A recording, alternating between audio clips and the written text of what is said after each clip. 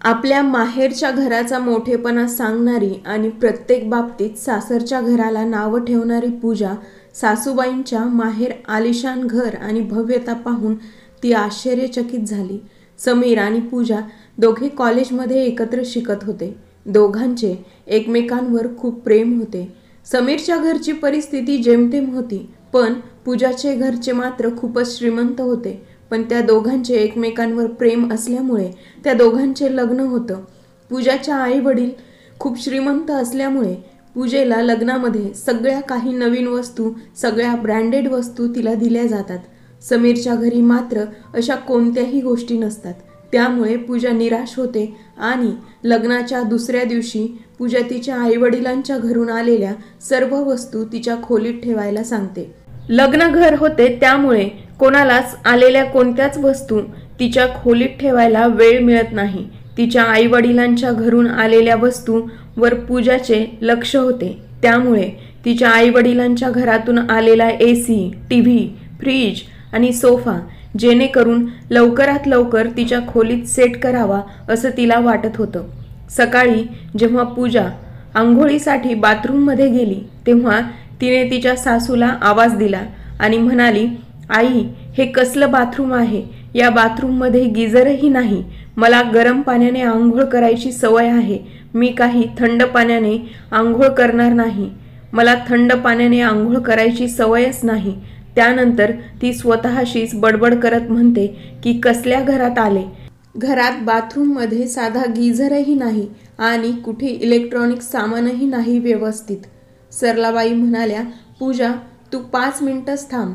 मी आत्ता तुझ्यासाठी गॅसवर पाणी गरम करते आणि तू गरम पाण्याने आरामशीर आंघोळ करून घे किंवा आंघोळ करून घेऊ शकतेस. आता मला आंघोळ करायला सुद्धा थांबावं लागेल का? माझ्या घरात असं नाही. प्रत्येक बाथरूममध्ये गिझर लावलेला आहे. प्रत्येक नळाला गरम पाणी येते. तुम्ही लोक या घरात कसे राहता? सरलाजींनी पटकन पातेल्यातले गरम पाणी आपल्या सुनेला दिले. नंतर आंघोळ करून पूजा तिच्या खोलीत गेली आणि तिच्या नवऱ्याला म्हणू लागली की तुमच्या घरात कशाची काही व्यवस्था नाही. ना बाथरूममध्ये गिझर आहे, ना किचनमध्ये ROचे पाणी आहे. मी असे साधे पाणी कधीच पित नाही. मी नेहमी ROचे फिल्टर पाणी पिते. तू असे कर, माझ्यासाठी मिळणाऱ्या पाण्याच्या बाटल्या आण. मी तुमच्या घरातील साधं नळाचं पाणी पिणार नाही. त्याने मी आजारी पडेल. माझा घसा दुखतो. समीर त्याच्या बायकोकडे पाहतो आणि मग हसून म्हणतो, हरकत नाही. जर तुला साधं पाणी पिण्याची सवय नसेल तर मी तुझ्यासाठी पाण्याच्या बाटल्या विकत आणतो. त्या बाटल्यांचे पाणी पी. आत्ताचं तर ठीक आहे, पण पूजा म्हणते, मी इथे कायम तुझ्यासोबत राहील. कारण आता मी तुझ्याशी लग्न केलं आहे. तर मग किती दिवस तू माझ्यासाठी बाटल्या विकत आणणार आहेस? मी पुन्हा या घरात येण्याआधी तू ॲक्वागार्ड बसून घे आणि बाथरूममध्ये सुद्धा गिझर लाव. तुझ्या आईप्रमाणे मी पातेल्यातलं पाणी गरम करून आंघोळ करणार नाही. 2-3 दिवसांनी सगळे पाहुणे लग्नघरातून निघून गेले.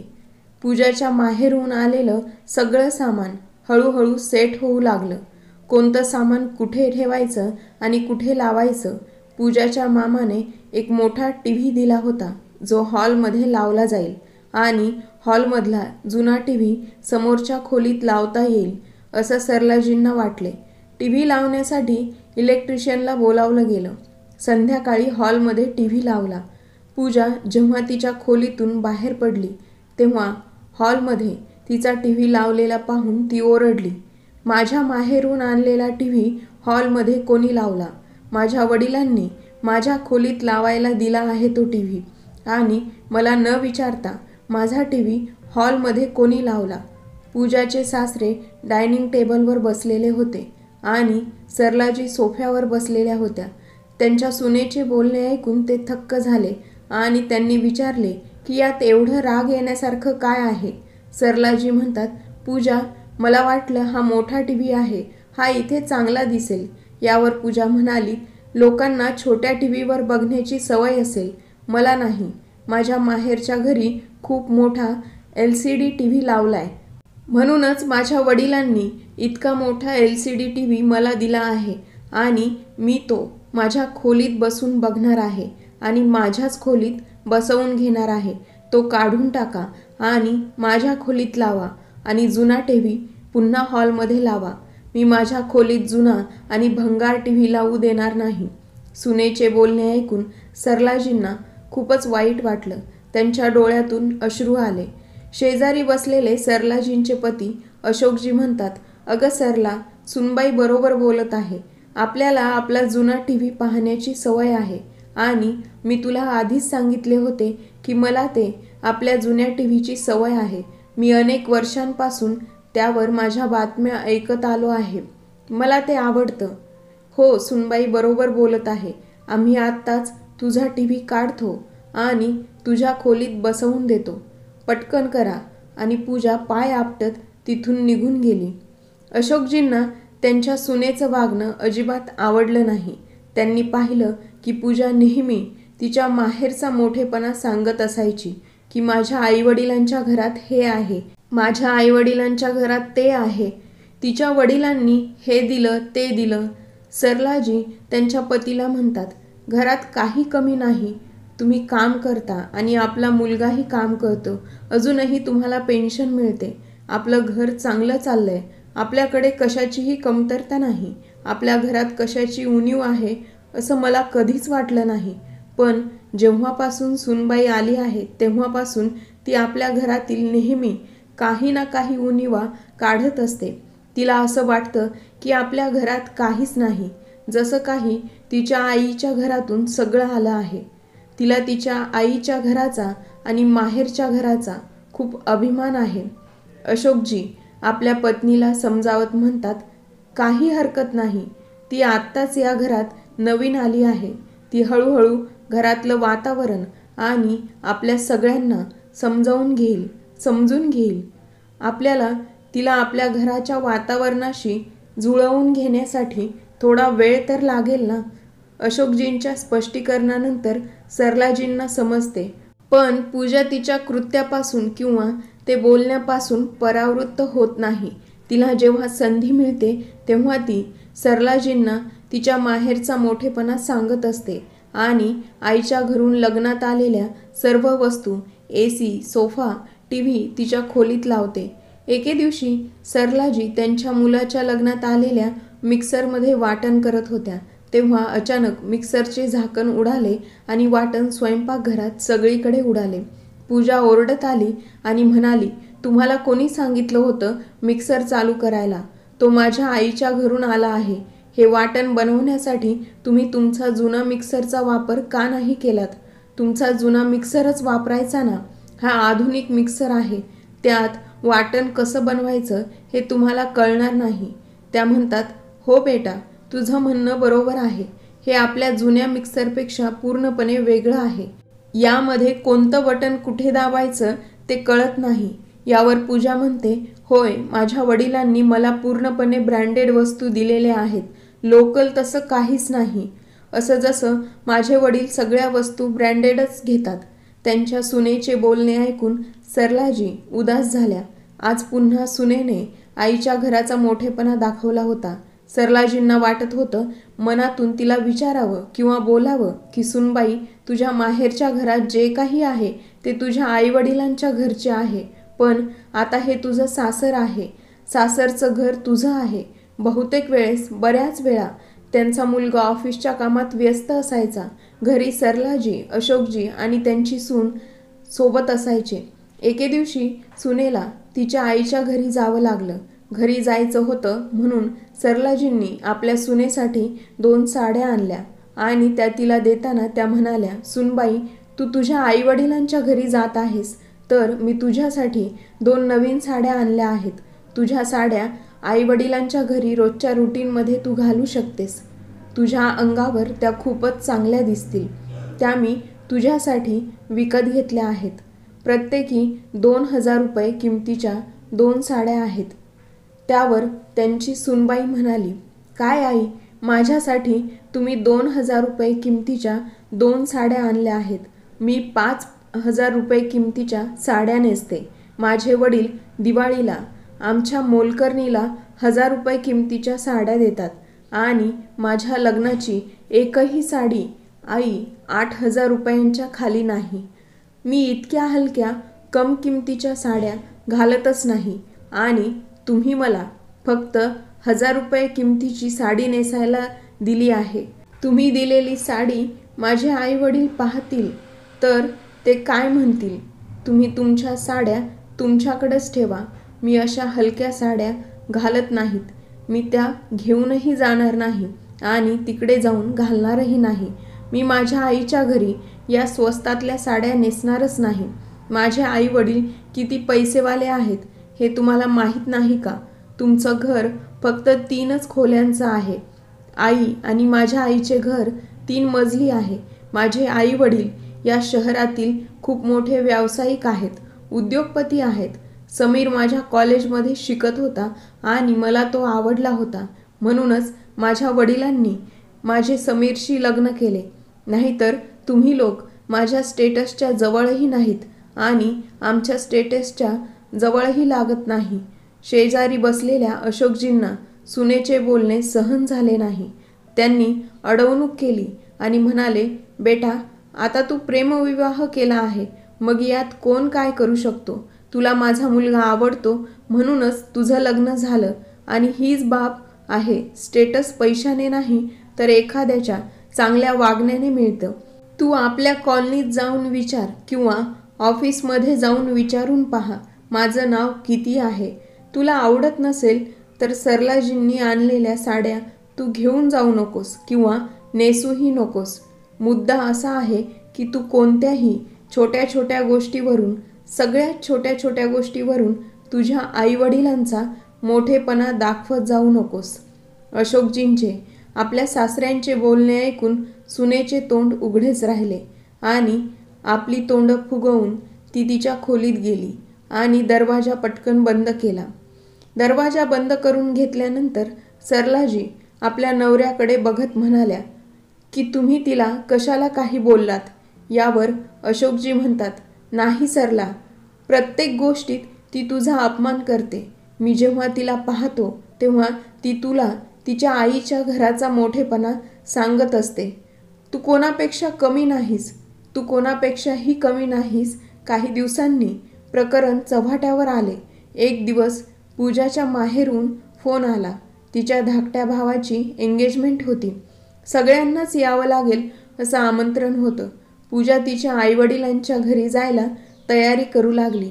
तिच्या आईवडिलांच्या घरी जायला लागल्यावर ती तिच्या सासू सासऱ्यांना सांगते की तुम्ही सर्व चांगले कपडे घालून या, स्वस्त कपडे घालून येऊ नका, नाहीतर माझ्या आईच्या घरी 4 लोकांसमोर माझी आणि माझ्या आईवडिलांची इज्जत घालवाल.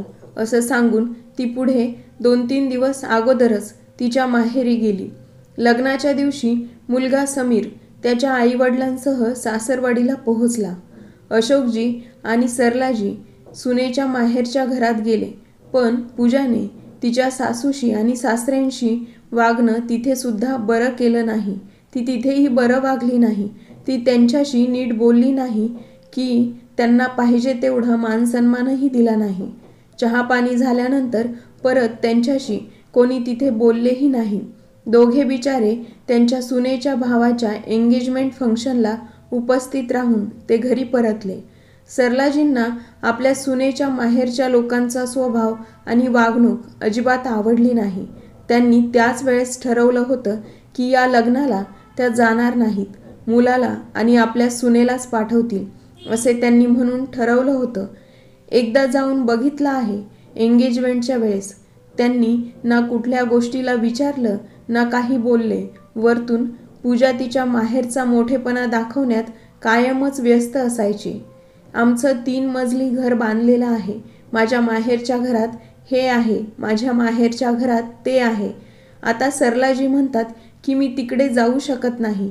अशोकजी म्हणतात, ठीक आहे, तुला जे योग्य वाटेल ते तू कर, तुझी मर्जी आहे. मी तुला कधीही काही करायला मनाई केली आहे का? पूजाच्या भावाचे लग्न झाले. त्या लग्नाला पण सरलाजी आणि अशोकजी गेले नाहीत. त्या लग्नाला गेलेच नाहीत कारण नेमकी त्याच वेळेस योगायोगाने सरलाजींच्या बहिणीच्या मुलीचे लग्न असल्याने त्यांना तिकडे जाणं सुद्धा तितकंच गरजेचं होतं. दोन्ही बाजूंची लग्न व्यवस्थित पार पडली होती. पूजा आणि सरलाजी दोघी घरी आल्या. एके दिवशी सरलाजींना त्यांच्या माहेरहून फोन आला की सरलाजींच्या धाकट्या भावाला मुलगा झाला आहे, तर तुम्हा सर्वांना इकडे यावं लागेल. सरलाजींच्या माहेरच्या घरी अशी प्रथा होती की जर सरलाजी त्यांच्या माहेरच्या घरी बाळ झाले किंवा लहान बाळाचं आगमन झालं असेल तर त्यांच्या आत्या मुलांसाठी खूप काही घेऊन जातात. आईसाठी कपडे, मुलासाठी कपडे, काही सोना चांदीचे दागिने आणि खारीक खोबरं अशा भेटवस्तू घेऊन जावे लागतात. आणि जेव्हा ती परत येते तेव्हा त्यांच्याकडूनही तिला अनेक प्रकारच्या भेटवस्तू दिल्या जातात आणि बारशाचा कार्यक्रम खूप मोठा, खूप चांगल्या पद्धतीने साजरा केला जातो. नाचगाणीही होतात. माहेरच्या घरी आपल्या भावाला मुलगा झाल्याचा आनंद सरलाजींनाही होतो. लगेच सरलाजी तिकडे बारशाला जाण्याची सर्व काही तयारी करू लागतात. त्या आपल्या पतीला म्हणतात, अहो ऐकता का, इतक्या वर्षानंतर माझ्या भावाला मुलगा झाला आहे, म्हणून मी ठरवलं आहे की आपण त्याला सोन्याची चेन घेऊन जाऊ आणि खूप काही भेटवस्तू पण घेऊन जाऊ. यावर अशोकजी त्यांच्या पेन्शनचे पैसे काढतात आणि त्या पेन्शनच्या पैशातून त्यांनी सोन्याची चेन आणि काही कपडे विकत घेतले. त्यांनी भेटवस्तू म्हणून एक अतिशय सुंदर लाकडी झुलाही घेतला. पूजाने तिच्या आईवडिलांच्या घरी हे सगळं कधीच पाहिलं नव्हतं, कारण तिथे हे सगळं असं काही होतच नव्हतं. तिला हे सगळं आवडलं होतं. ती जरा आश्चर्यचकित झाली, कारण तिची सासू त्यांच्या माहेरसाठी इतकं करत असते. एक दिवस ती सासूला म्हणाली, तुम्हाला तुमच्या माहेरच्यांसाठी एवढं करायची काय गरज आहे? तुमच्या माहेरचे नेहमी काही ना काही पाठवत असतात. मी तुम्हाला कधी तुमच्या माहेरी जाताना पाहिलं नाही. या घरात येऊन मला वर्ष झालं आहे, पण तुम्ही आई एकदाही तुमच्या आईवडिलांच्या घरी गेला नाही आणि आज तुम्ही जाणार आहात. आज तुम्ही कितीतरी दिवसांनी तुम्ही तुमच्या माहेरी जाणार आहात, तर तुम्ही खूप काही गोष्टी किंवा खूप काही सोबत घेऊन जात आहात. यावर सरलाजी म्हणाल्या, मुली, गेल्या 1 वर्षापासून मी माझ्या माहेरी गेली नाही, कारण मी माझ्या कामात व्यस्त होते आणि तू सून म्हणून घरी आली होतीस. मला माझ्या नवीन सुनेला सोडून कुठे जावंसच वाटलं नाही आणि आज संधी मिळाली आहे तर मी माझ्या माहेरच्या घरी जाईन आणि तू पण माझ्या माहेरी चल, तुलाही आमंत्रण पाठवलेलं आहे. यावर पूजा चिडून म्हणाली, मी तुमच्या माहेरी येऊन काय करणार, आणि तेही खेडेगावात. मी इथेच बरी आहे. तुमच्या आईवडिलांच्या घरी नीट कशाची व्यवस्था असेल की नाही याचा मला प्रश्न पडला आहे. मला तिथे राहता येणार नाही. त्या खेडेगावात लाईटसुद्धा नसेल, ना कशाची व्यवस्था असेल. यावर सरलाजी म्हणाल्या, तू एकदा तर माझ्या आईच्या घरी चल, तुला तिथे नक्कीच आवडेल. समीर पूजाला म्हणतो, पूजा, आपण सर्वांनी तिकडे जायला हवं. मामाने आपल्या सर्वांना बोलवलं आहे. तू या घरची नवीन सून आहेस. इतक्या दिवसापासून ते फोन करतात. तुला नक्कीच आमच्यासोबत यावं लागेल.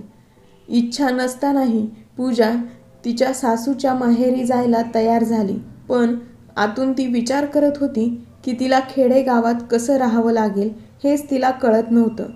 तिला कधी खेडेगावात राहायचा अनुभव नव्हता. ती खेडेगावात कधी गेलीच नव्हती. गावचं वातावरण कसं असेल या विचारांनी ती गोंधळलेली होती. शेवटी तो दिवस आला जेव्हा ती तिच्या सासूच्या माहेरच्या घरी जाण्यास तयार झाली. तिकडे गावी पोहोचताच गावात बाहेर ढोल ताशांच्या गजरात त्यांचे स्वागत करण्यात आले. सर्व सदस्य गावाबाहेर उभे होते. सरलाजी, अशोकजी आणि त्यांच्या सुनेचं स्वागत करण्यात आणि फुलांचा वर्षाव होत होता. सरलाजींच्या माहेरचे सर्व लहान मोठे नाचत होते. सरलाजी देखील नाचू लागतात. तेव्हा मोठा भाऊ समोर 2 घोडे जोडलेल्या एक सुंदर गाडी घेऊन येतो. त्या गाडीत ते सर्वजण बसतात. बहीण, मेव्हणे आणि त्यांच्या सुनेला घेऊन जात होते. त्या सर्वांना घेऊन त्यांनी घोडागाडीतून गावात एक फेरी मारली आणि त्यांच्या जल्लोषात स्वागत केले गेले.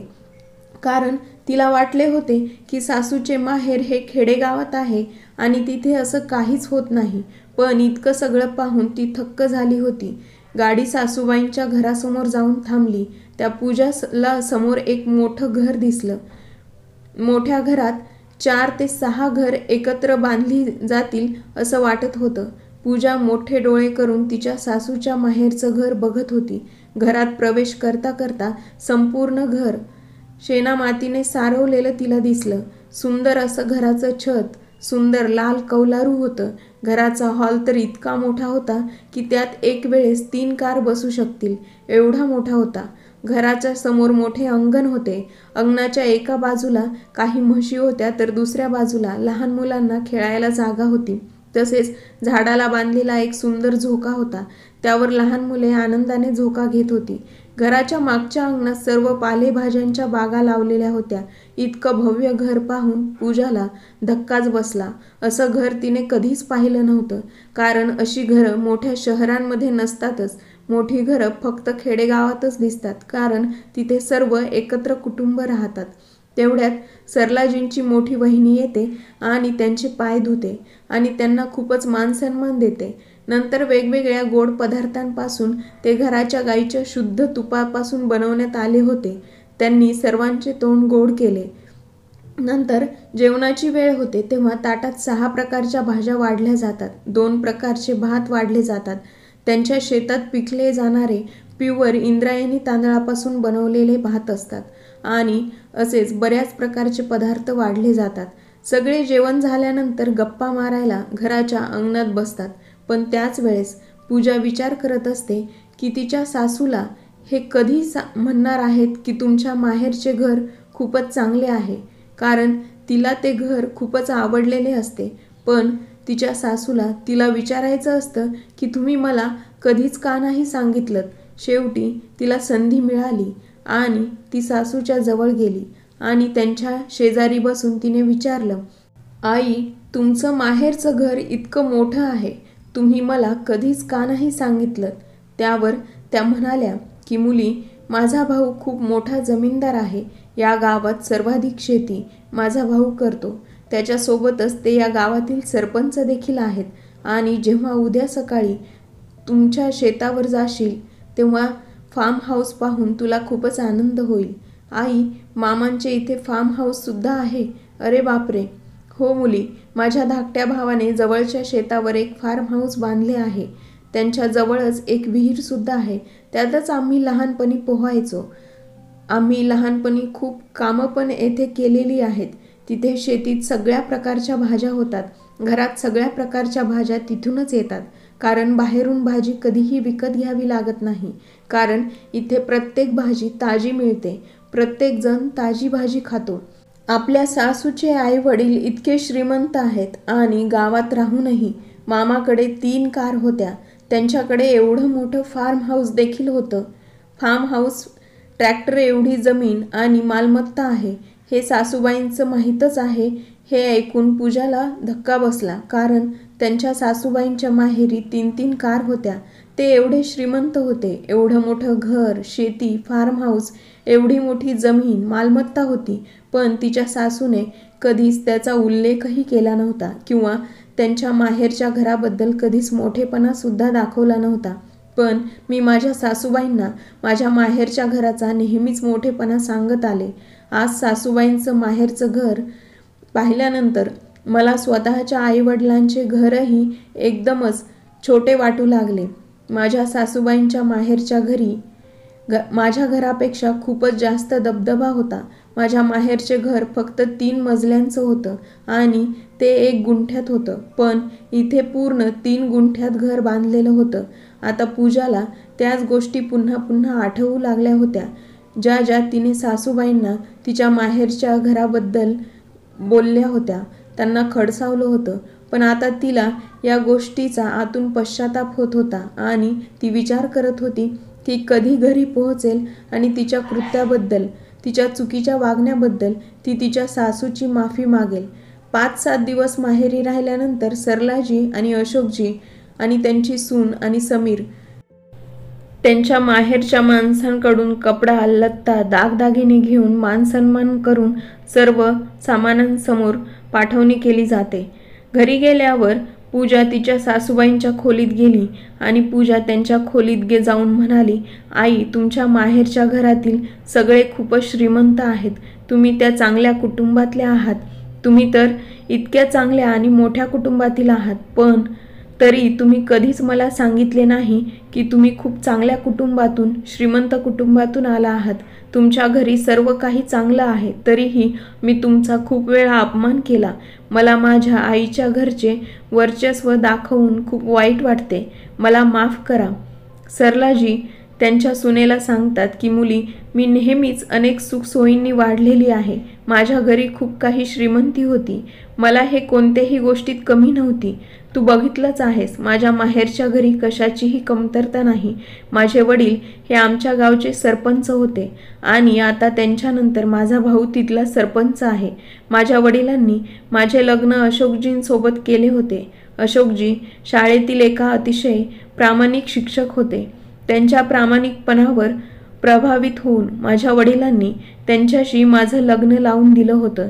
त्यांच्या आर्थिक परिस्थिती फारशी चांगली नव्हती, परंतु तरीही माझ्या वडिलांनी मला आर्थिक मदत करण्यासाठी किंवा मदत करण्याचा अनेक वेळा प्रयत्न केला होता, पण अशोकजींना ते आवडले नाही. त्यांनी घर चालवण्यासाठी सासरच्यांकडून पैसे घ्यावे, त्यामुळे त्यांचा स्वाभिमान दुखावला गेला असता. घर चालवण्यासाठी मी माझ्या माहेरच्या घरातून पैसे घेतले असते, पण नवऱ्याचा मान सन्मान राखण्यासाठी मी माहेरच्या घराची मदत कधीच स्वीकारली नाही.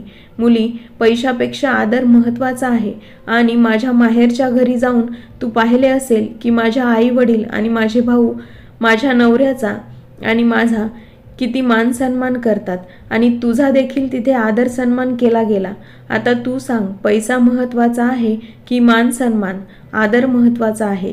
जर मी माझ्या आईच्या घरून पैसे घेतले असते तर माझा भाऊ आणि बहिणी नेहमी विचार करत असते की आम्ही त्यांच्या पैशांच्या किंवा आईच्या पैशांच्या वर जगत आहोत आणि मी माझ्या माहेरी आदराने जाते, काही न घेतल्यामुळे. सासूचे बोलणे ऐकून पूजाने त्यांना मिठीच मारली आणि जोरजोरात रडायला लागली. आई, आज मला तुमच्याकडून नवीन खूप काही चांगलं शिकायला मिळालं आहे. मी माझ्या आईच्या घरी या गोष्टी कधीही काही शिकले नाही, ज्या मी शिकायला हव्या होत्या. मला नेहमीच त्या गोष्टी आठवतात की माझ्या माहेरचे घर आणि मी तुमचा खूप वेळा केलेला अपमान. आता मला स्वतःचाच राग येत आहे. प्लीज आई, मला माफ करा. आई, इथून पुढे मी असं कधीही वागणार नाही किंवा असं वागणारही नाही, करणारही नाही. त्यानंतर सरलाजी आपल्या सुनेला माफ करतात आणि पूजा देखील तिच्या सासूशी चांगलं वागू लागते. तर मित्रांनो, खरोखरच एखाद्याला बघून कमी लेखणं किंवा त्याची तुलना आपण श्रीमंतीबरोबर करणं कधीही बरोबर नाही. कथा आवडली असेल तर चॅनलला लाईक, शेअर आणि सबस्क्राईब करायला विसरू नका. भेटूया नवीन एका व्हिडिओमध्ये नवीन एका कथेसह.